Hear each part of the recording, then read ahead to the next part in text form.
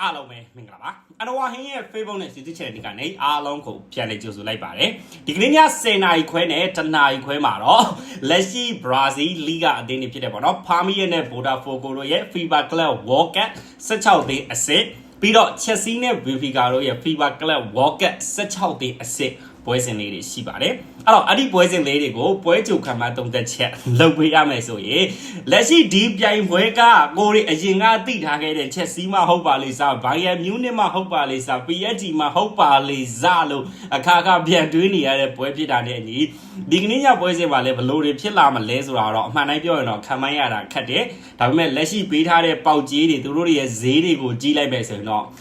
အဲ့လောက်ကြီးတော့လဲခက်ခဲနေတော့မယ်လို့တော့မထင်ဘူးပေါ့နော်လက်ရှိပထမဆုံးပွဲဖြစ်တဲ့10နိုင်ခွဲကြရင်ကန်မယ်ပါမီယာနဲ့ Botafogo ပါမီယာနဲ့ Botafogo နဲ့မှာလက်ရှိပေါက်ကြီးကပါမီယာကနေပေးထားတဲ့ Botafogo ကိုတရေပြား30ရှုံး40ရှုံး50ရှုံးပါမီယာကနေကြီးပေါက်တယ်ပေါ့နော်ဘာလို့ကြီးပေါက်လဲဆိုတော့သူတို့ကလက်ရှိ Brazil Serie A မှာပေါ့နော်သူတို့ရဲ့အနေနဲ့လက်ရှိပါမီယာက ranking မြင့်နဲ့ Botafogo က ranking အောက်တယ်ဆိုတဲ့အတွက်လက်ရှိပါမီယာကဒါအပေါ်ကြီးဖြစ်နေတယ်ဂိုးပေါင်းကြီးကနှလုံးပြား20ရှုံးနှလုံးပြား30ရှုံးဒီပုံစံဒီအနေထားကဒါတောင်အမေရိကလီပွဲတွေကိုကြည့်နေကြကောင်းနေတော့ဘာမှမထူးစရာဘာလို့ဆိုအဲ့ကောင်နေပွဲတွေကဘတော့မှာ3လုံးပြားရှုံးတို့4လုံးပြားရှုံးတို့ပေါက်လာတဲ့ပွဲတွေမဟုတ်ဘူးကန်လိုက်ရင်လည်းအမြဲတမ်း1 2 ဒါမှမဟုတ်1ဒါနဲ့တွေပြီးတဲ့ပွဲတွေကများနေပေါ့နော်အဲ့တော့လက်ရှိနှလုံးပြား20ရှုံးဆိုတဲ့ကြီးပေါက်တယ်အဲ့တော့ဒီပွဲစဉ်ကဘလို့ဖြစ်လာနိုင်တယ်လဲဆိုရင်တော့ပထမအဆုံးအနေနဲ့ကျွန်တော်ကတော့ဘာမီရက်ကကြီးဘလောက်ပဲပေါက်လက်ရှိဒီ FIFA Club World Cup လက်ရှိဒီ American မှာကန်နေတဲ့ကြည်စွမ်းနေအရာကကျွန်တော် Botafogo ကိုပို့ပြီးတော့ကြိုက်တယ် Botafogo ကဒီပြိုင်ပွဲမှာပို့ပြီး performance ပြနိုင်တယ်ပို့ပြီးကစားကွက်စီးမိုးတယ်ပို့ပြီးဆော့တာကောင်းတယ်လို့ကျွန်တော်အနေနဲ့တော့ယူဆတယ်ပေါ့နော်ဘာမီရဲ့အနေနဲ့သူ့အနေနဲ့ photo နဲ့တွေ့တယ်ပြီးတော့လက်ရှိ Miami နဲ့တွေ့တယ်ဆိုပေမဲ့လည်းဘာမီရဲ့ကစားကွက်ကကျွန်တော်မြင်နေကြပုံစံနေမဟုတ်ဘူးကျွန်တော်တွေ့နေကြပုံစံနေမဟုတ်ဘူးပြီးတော့တိတ်ပြီးတော့လဲ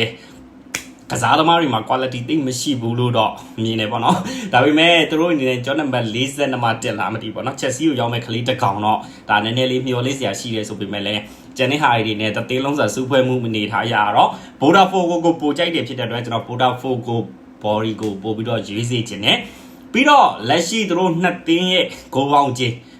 ကနှလုံးပြား20ရှုံးဆိုတဲ့အနေထားကတော့ဒါ Brazil League ဒီမှာတွားကြည့်မယ်ဆိုရင်တော့ဒါပုံမှန်တိုင်းဖြစ်တဲ့ကြီးပဲဒါပေမဲ့လက်ရှိကန်နေတာက FIFA Club World Cup ဖြစ်တဲ့အတွက်နှလုံးပြား20ရှုံးဆိုတဲ့ကြီးခက်ပြော့လေးမှာဘလို့ပဲဖြစ်ဒီပွဲကအနည်းဆုံး1122 2112သွားမယ်ဆိုတဲ့အနေထားကိုကျွန်တော်ကတော့အပေါ်လေးကိုပလေးရွေးထားစေခြင်းနဲ့ပေါ့နော်လုံးဝအကြိတ်ကြီးဟာအိမ်ပေါင်းဝိုင်းပေါင်းနေတော့မလုပ်ပါနဲ့ကိုကနကို FIFA Club World Cup တွေဆိုတာအပြင်းပြေဆော့လို့ပဲကောင်းတဲ့ဂျာဝဲတွေဖြစ်တာနဲ့အညီကိုကနကိုအပြင်းပြေပဲဆော့ပါနော်အဲ့တော့ဒီပွဲမှာရွေးချယ်ရမယ်ဆိုရင်တော့ Botafogo ရဲ့ခြေစွမ်းကိုကျွန်တော်အနေနဲ့ပိုကြိုက်တယ်ပြီးတော့ဂိုးပေါ်ကိုနည်းနည်းလေးခပ်ပလေးကြိုက်တယ်ပေါ့နော်အဲ့တော့နောက်တစ်ပွဲကတော့ Chelsea နဲ့ Benfica နဲ့လက်ရှိပေါက်ထားတဲ့ဂျေးကနှလုံးပြား80ရှုံးပြား90ရှုံးတော့ပေါက်မယ်3လုံးမှတေပေါက်မယ်ပြီးတော့ Body ဂျေးအနေနဲ့ Chelsea အနေနဲ့ Benfica ကိုနိုင်ရင်တောင်မှပဲပြား80လောက်ပဲနိုင်မယ်ဆိုတဲ့ဂျေးပေးထားပါတယ်အဲ့တော့လက်ရှိ Benfica ရဲ့ဒီမှာပြနေတဲ့ခြေစွမ်း Chelsea ရဲ့ခြေစွမ်းအနေထားရကတော့ဘလို့မှ Benfica အနေနဲ့ Chelsea ကိုနိုင်မယ်လို့ကျွန်တော်အနေနဲ့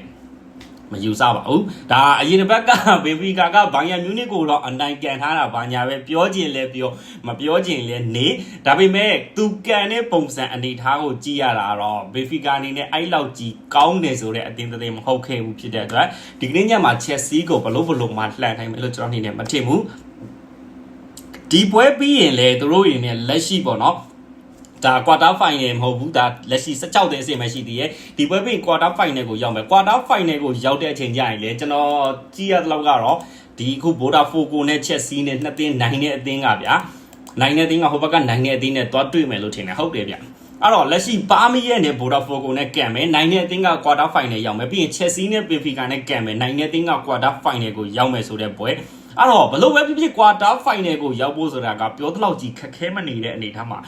Chelsea အနေနဲ့ Benfica ကိုနိုင်ပြီးတော့ Botafogo ဖြစ်ပါမီရဖြစ်ထပ်ပြီး Brazil အသင်းကိုနိုင်အောင်ကန်နိုင်မယ်ဆိုရင် semi final လမ်းကြောင်းသူတို့တော်တော်လေးဖြူးနေ semi final မှာဆိုလဲဟိုဘက်မှာရှိနေခဲ့တဲ့အသင်းက Inter Milan ပြီးတော့ Fluminense Man City အဟိလဲအဲ့တော့ semi final မှာ Man City ဒါမှမဟုတ် Inter Milan နဲ့ပဲတွားပြီးတွေးဖို့ရာခိုင်နှုန်းများနေရပဲပေါ့နော် တော့ချက်စီးအနေနဲ့ဒီပွဲရုံလိုက်ရုံပဲပြီးရင်ဗိုဒါဖိုကိုတို့ဘာတို့အနေနဲ့ကအာမေဖလာမင်ဂိုတော့မနိုင်ဘူးဖလာမင်ဂိုတော့ရှုံးနေပါညာပြောနေလေဒါကအော့စီပွဲစဉ်အခုက16တင်ရှုံးတဲ့ကောင်ကထွက်ရမယ်အဲ့တော့လက်ရှိသူတို့တွေနဲ့ဒီပြိုင်ပွဲမှာတွေများလက်ရှိအုပ်စုပွဲစဉ်တွေ3ပွဲလောက်ကန်တာနဲ့တန်း30ကျော်လောက်ရာနေတဲ့အနေထားမှာထပ်ပြီးတော့ quarter final ရောက်မယ် semi final ရောက်မယ်ဆိုရင်ဒီကောင်တွေအတွက်လက်ရှိပတ်စံတွေကအကြိုက်ဖြစ်နေပြီဆိုတဲ့အနေထားမှာတကယ်စိမ့်ပြီးနှစ်ပြေကံမလို့ပဲကျွန်တော်အနေနဲ့ယူဆပါတယ်အဲ့တော့လက်ရှိ Benfica နဲ့ Chelsea နဲ့ပေါက်ကြီး3လုံးအပြည့်နိုင်ဆိုတဲ့ကြီးလောက်ထိပေးထားတယ်ပြီးတော့ဂိုးပေါင်းကြီးကတစ်လုံးပြ80နိုင်ဆိုတဲ့အနေထားမှာ Chelsea စုံပေါ်ကိုပို့ပြီးတော့ကြိုက်ပါတယ်နော် Chelsea အနေနဲ့ဒီကနေ့ညပွဲစဉ်မှာရှုံးသွားမယ်လို့လည်းမထင်ပါဘူးရှုံးသွားရင်လည်း Why throw မဲ့သူတွေလည်းရှိပါတယ်ဒါပေမဲ့ဆော့စီစီပဲ Chelsea ကို throw ရမယ်လို့တော့မထင်သေးဘူးဖြစ်တဲ့အတွက်ဒီကနေ့ညမှာကျွန်တော်အနေနဲ့ Chelsea ကိုရွေးချယ်တယ်ပြီးတော့ Vodafone Go Body ကိုရွေးချယ်တယ် Go Body ကတော့2သင်းလုံး Go Body ကိုကြိုက်ပါတယ်နော် Go Out ဒီမရွေးတော့ဘူးလားဆိုရင်တော့နောက်ပွဲကျန်လာပါလိမ့်မယ်ဘယ်ပွဲဒီအောင်မလဲဆိုတာပေါ့နော်အဲ့တော့အားလုံးပဲစီပါဒီကနေ့ည10နာရီခွဲနဲ့10နာရီခွဲကြာရင်ထုံးစံတိုင်းမှာပဲကျွန်တော်ရဲ့ Anwar Hin ဆိုတဲ့ Facebook page ရဲ့ကိုဟင်း United ပွဲဆိုတဲ့139ဆိုတဲ့ Facebook group ထဲမှာလက်ရှိကံမဲ့ Vodafone ကိုနဲ့ဒါပါမီရက်တို့ရဲ့ဒါ16တင်အဆင့်ပွဲစဉ်ကောပြီးတော့ Benfica နဲ့ Chelsea တို့ရဲ့16တင်အဆင့်ပွဲစဉ်ကောနှစ်ပွဲလုံးကိုလိုက်ပြသွားမှာပဲဖြစ်တဲ့အတွက်ကျွန်တော်ရဲ့ Facebook page ကျွန်တော်ရဲ့ Facebook group ကိုမပြတ်မနစ်ဝင်ထားဖို့ပြီးတော့ကြည့်ဖို့လို့ဆိုပါတယ်နော်ပြီးတော့အဓိကအကြောင်းအရာအနေနဲ့လက်ရှိဒီပွဲစဉ်တွေကိုပေါ့နော်ကျွန်တော်အနေနဲ့ Facebook မှာတင်မကတော့ဘူးရှိကအုပ်စုပွဲစဉ်တွေကတော့ကျွန်တော်ပြချင်တဲ့နေရာပြရတယ်ဗျာဒါပေမဲ့လက်ရှိဒီပွဲစဉ်တွေကိုတော့ဒီကနေစပြီးတော့ file နဲ့အထိအကုန်လုံးကိုကျွန်တော်ရဲ့ Anwar Hin ဆိုတဲ့ Facebook page မှာကောပြီးတော့ကိုဟင်း United ပွဲ139ဆိုတဲ့ Facebook group ထဲမှာအပြင်ကျွန်တော်ရဲ့ Anwar Hin ဆိုတဲ့ APP ထဲမှာ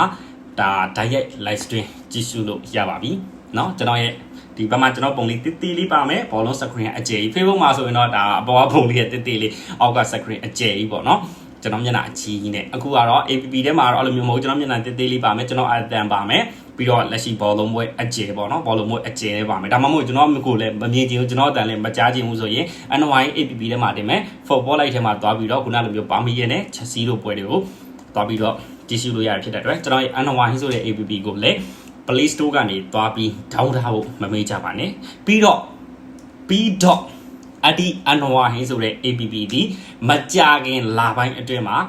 iPhone တွေအတွက် Okay မျော်နေတဲ့ iPhone သမားတွေအတွက်ပေါ်ထွက်လာတော့မှာပဲဖြစ်ပါတယ်เนาะလက်ရှိ Anwar Hin APP ကို ကျွန်တော် iPhone အတွက်ရေးနေတာတော်တော်လေးတော့ပြီးသွားပါပြီ